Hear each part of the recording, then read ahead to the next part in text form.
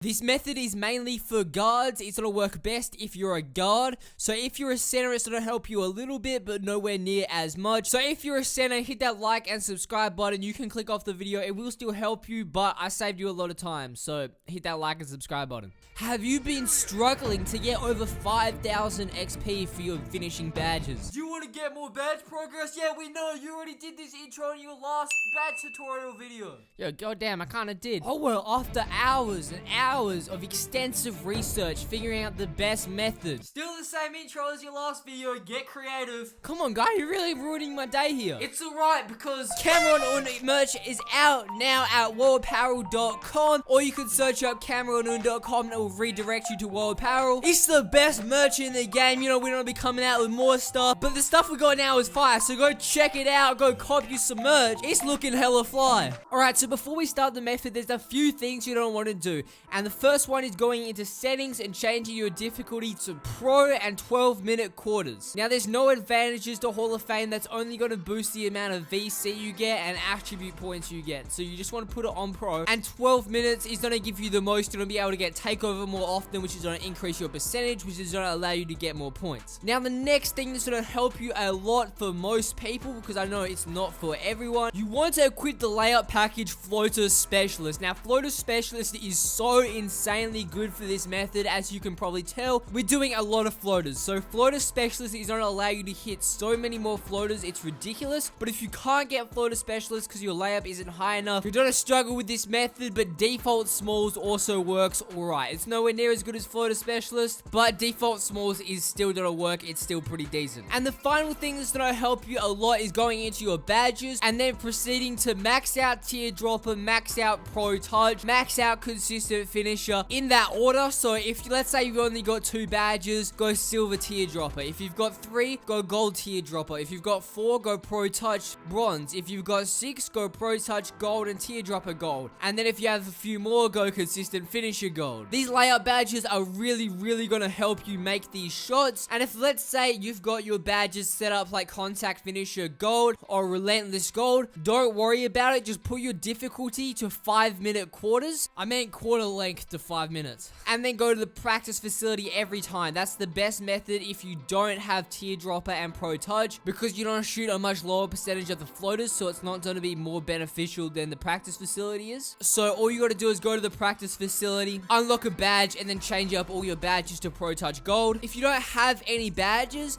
then just go to the practice facility, put it on 5-minute quarters, upgrade Teardropper to Silver, and then maybe bump it up to like 8 minutes. Once you get it Gold, maybe go to 10 minutes, 10-minute quarters, and just keep going to the practice facility. And then once you get 4, maybe go Pro Touch Bronze, Gold Teardropper, and then you could probably just knock it up to 12-minute quarters, and then you don't have to worry about going to the practice facility at all. Now, before you get that Bronze, Pro Touch, and Gold Teardropper, you don't have to go to the practice facility, and I think the best drill to do this is the Relentless Finishing Drill. It's only a 700-point drill, but it's really easy. It doesn't take any effort. I can literally do this drill with my eyes closed and probably still get the 3 stars. So it's like a guaranteed 3 stars over, like, generally with the 750 finishing drills, I always mess up one. I only get like 600 points, so it just doesn't equal out to as much as getting the 4 700 points. Well, it's actually still 50 points more, but it's a lot more difficult. So that's why I do the Relentless drill. The next thing is that you don't have to get finishing boosts, but can we have a quick shout out to 2K making the parks Halloween themed? But as I said, you're going to need this layup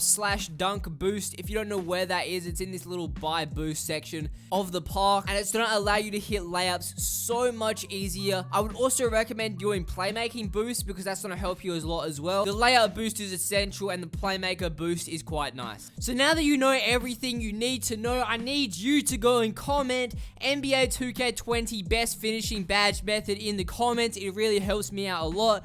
Boost me up in the YouTube algorithm, so go do that right now. I'd really appreciate it. Okay, so let's get into the actual playing my career part of the video. So as the same thing in my last video, there's 4 different methods that you kind of want to switch between so that you can stay effective. Now, the first one is going to work best if you're a quick guard and all you want to do is call a quick isolation. So if you guys don't know how to call quick isolation, you either want to use your D-pad and tap to the left and then click Y or whichever button it is for you for quick isolation, or you can click LB on Xbox or L1 on PS4, and you can click A to call a quick isolation. Now, most teams are going to set up differently. If you're going a 5 out, or see the Lakers set up like this, where we have our 2 bigs almost in the short corner / on the low post. Now, 5 outs almost a little bit better for finishing badges, but I learned to like this setup because it allows me to get playmaking badges as well. I'm going to show you that as well. So once you set up the quick isolation, you just want to do a drill move, drive straight into the paint, and then shoot a floater. Now, quick first step is going to help you with this a lot.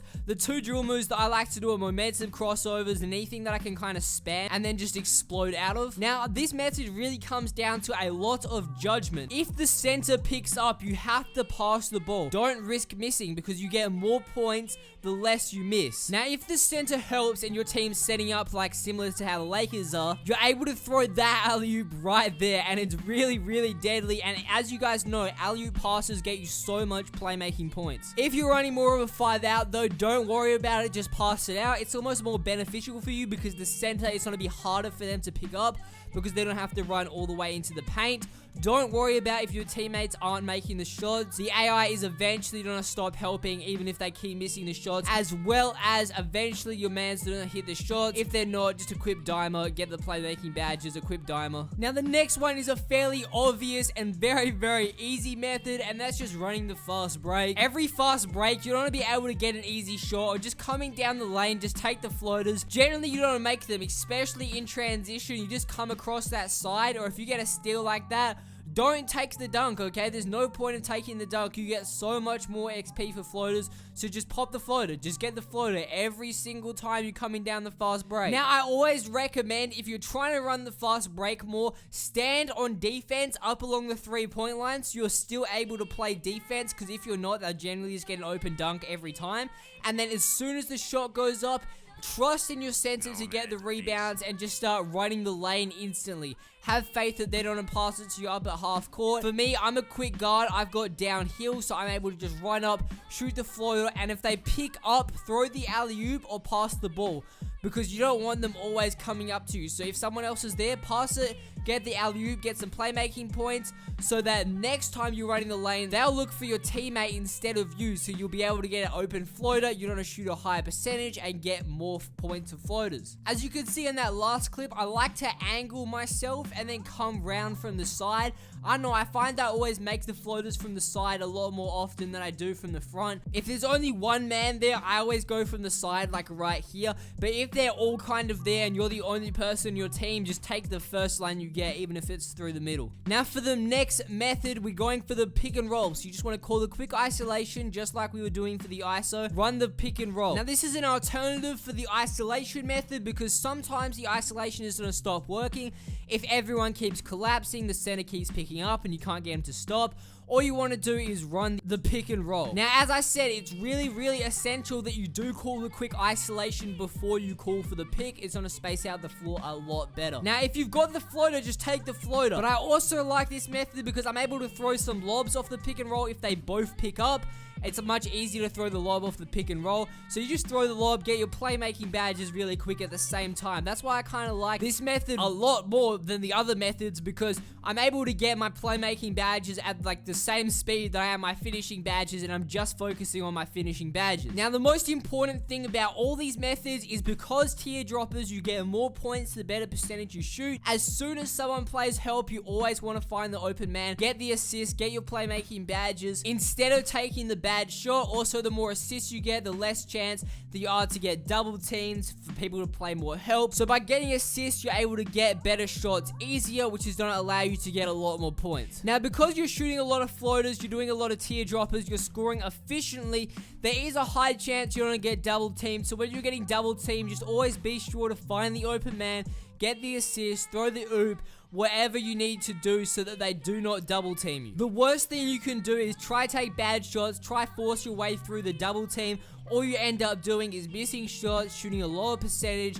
You're not going to make the floaters because floaters are a delicate shot, okay? You need to have a lot of space to be able to make the floaters, and if you miss too many floaters, then you just end up getting no points. So there's no point of trying to force your way through the double team. Just pass it off, get your assist. Now doing this method, it's easy to get anywhere between 30 to 10k points, okay? They're all good amount of points, especially considering how hard it is to get finishing badges. You can see I only had like 5 finishing badges yesterday, and I actually ended up maxing out my badges. So I got like 5 badges in probably like 6 hours of grinding. So it's a really, really good method to get your badges.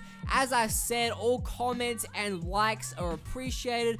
As well, if you want to check out my other videos, I've got a how to get playmaking badges tutorial. But honestly, this method gets you playmaking badges pretty quickly as well. But as I said, if you guys enjoyed the video, please leave a like and subscribe, and I'm out. See ya.